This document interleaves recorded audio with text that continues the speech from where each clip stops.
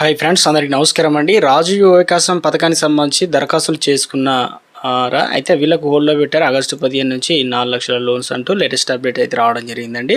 So వివరాలు ఏంటనేది వీడియోలో తెలుసుకుందాం. వీడియోని స్కిప్ చేయకుండా చివరి వరకు చూడండి. మరోసారి ఛానల్ వస్తే తప్పకుండా సబ్స్క్రైబ్ చేసుకొని bell button all notification activate చేసుకోండి.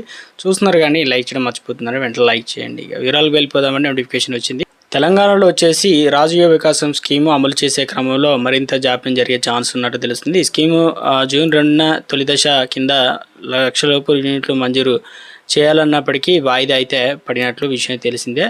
అయితే ఈ స్కీమ్కి సంబంధించి భారీ దరఖాస్తులు అయితే వచ్చాయి. దీంతో అనర్హులను గుర్తించాలని అప్లికేషన్ పునఃపరిశీలించాలని సర్కారు నిర్ణయం తీసుకున్నట్లు ఇటీవల జరిగిన కేబినెట్ భేటీలో స్కీమ్పై నిర్ణయం అనేది తీసుకోలేదు. అప్లికేషన్లు అనేది హోల్డ్లో పెట్టాలని కలెక్టర్లకు సర్కారు చెప్పినట్లు సమాచారం. దీంతో స్కీమ్లో జాప్యం తప్పదని తెలుస్తుంది. ఏదైతే రాజీవ్ వికాసం సంబంధించిన లబ్ధారుల ఎంపిక ప్రకారం అధికారులే అని నిబంధన ఉంది. ఇక దీంట్లో వచ్చేసి బాధ్యత లబ్ధారుల ఎంపిక ప్రక్రియ పూర్తి అధికారులు ఆధీనంలో ఉండాల్సి అయితే తుది జాబితాలో మంత్రుల ఆమోదం తప్పనిసరి చేస్తూ ప్రభుత్వం మార్గదర్శకాలు అయితే జారీ చేయడంతో రాజకీయ జోక్యం పెరిగిందనే ఆరోపణలు అయితే ఉన్నాయన్నమాట.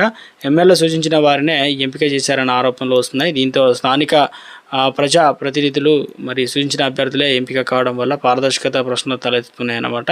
రాజీవ్ వికాసం లెక్కలు ఇలా ఉన్నాయన్నమాట. పథకానికి సంబంధించి దరఖాస్తు చేసుకున్న వారి సంఖ్య వచ్చేసి 16 లక్షల మంది ఉంటే బీసీలు వచ్చేసి 1,55,000 అంటే యూనిట్లు దరఖాస్తు చేసుకున్న వారి సంఖ్య వచ్చేసి 8 లక్షలు. ఎస్సీలు వచ్చేసి లక్షం ఇంతమందికి ఇవ్వాలనుకున్న 1,44,000. దరఖాస్తు చేసుకున్న వారి సంఖ్య వచ్చేసి 3,92,000 మంది. అదేవిధంగా ఎస్టీలు వచ్చేసి 91,000 యూనిట్లు. దరఖాస్తు చేసుకున్న వారి సంఖ్య వచ్చేసి 1,83,000 అంటే ఉన్నారనమాట. ఈబీసీలకు సంబంధించి 51,000 దరఖాస్తు చేసుకున్నవారు. ఇందులో వచ్చేసి 37,000 మంది. క్రైస్తవులు వచ్చేసి 5,000 యూనిట్లు. ఇక దరఖాస్తు చేసుకున్న వారి సంఖ్య వచ్చేసి 4,000 మంది దరఖాస్తు చేసుకోవడం జరిగింది. మొత్తం 5 లక్షల లబ్ధారులు ఎంపిక చేయాలని టార్గెట్ చేసినప్పటికీ ఇక మొత్తం దరఖాస్తులో 79% 3 నుంచి 4 లక్షల యూనిట్లకి అధిక ప్రాధాన్యత ఇవ్వడం.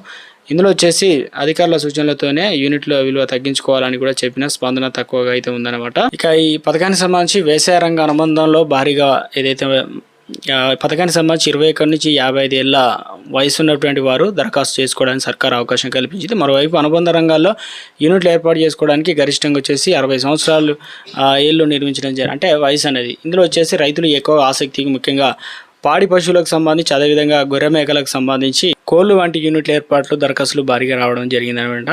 అయితే వీటిలో గతంలో జరిగిన అక్రమాలు అధికారులు దృష్టికి తీసుకెళ్లినట్లు కూడా తెలిపింది. ఈ క్రమంలో పారదర్శక యూనిట్లు ఎలా ఏర్పాటు చేయాలన్న దానిపై సమాలోచన చేస్తున్నారు. ఇక బ్యాంక్ లింకేజీ ఉండే యూనిట్లు సివిల్ స్కోర్ ఆధారంగా రుణం మంజూరు అయ్యే అవకాశం అయితే ఉంది.